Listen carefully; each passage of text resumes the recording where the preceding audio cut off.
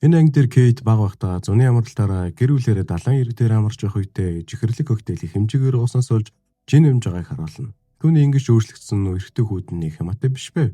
Нэг өдөр хичээл дээрээ сууж байтал хоёлаа салъя гэж зэхээр. Үнэн эрэгтэй түүнд атаархдаг. Ангийнх нь өөр охины хорон явуулга байжээ. Кейт онлайн дийлүү алдартай.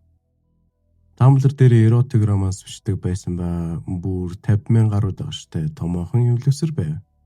Харин бодит амьдрал дээр эсэргээрээ үүнийг нь хинч мэддэггүй олонний хараандаас илүү дотгош байгаа нэгэн байлаа. Жулс рүү цаашдаа хар тамхи битгүүлээч гэж хүснэ. Харин өөрөө цаг минут тутамд чатаар танилцсан залуутайгаа бичиж байлаа. Чатны ардаас бараг дурлаад байгаа юм уу да. Нэт түүний ингэж байгааг яг ажнаас нь хараад байжээ. Юу сэдэд энэ да энэ залуу. Нота. Кейтийн порн сайтад байршуулсан бичлэгийг нэх олон хүн үзэхгүй байлаа. Гэсэн дэш тэр дундаас түнтэй нэг хүн холбогдож би чамд бараг донтож байна. Хоёлаа нэг яриад өгөх энэ шуугаад 100 ногоогод Skype харуулв. Харин мөнгөө крипто болгон шилжүүлж авах тал дээр фейзийн дүү аашаас тусламж харуулна. Энд ч тиймэрхүү юм дээр адтай л да. Ингээд дүр шилж хүyээ Рүй маань Жулсийнхээ нүүд зургийг авах тал дээр туслаж байлаа. Мэдээж нөгөө залуу руугаа явуулах гэж шүү дээ.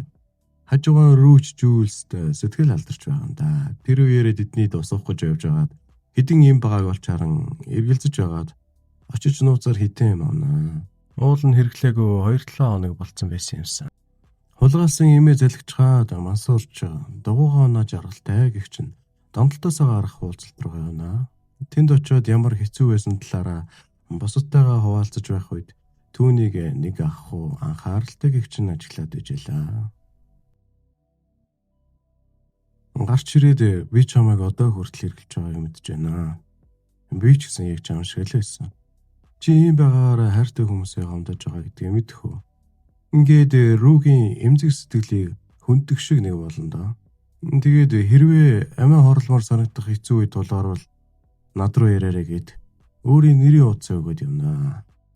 Юм үтсэн сайн хүн байгаа юм да. Кейт нөгөө үнтэйгээ Skype идэл тарган залуу байх ба.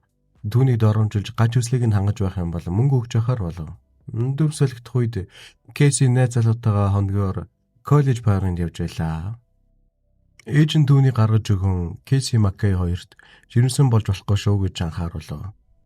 Парын дээр шинкоудыг игнүүл зогсоож байгаад лаацтай биер уулхан хамгийн сүйд үлдсэнг нь нүцгэлэхээр болов. Аз болж Маккей сүүлээсээ хоёрт орвоо.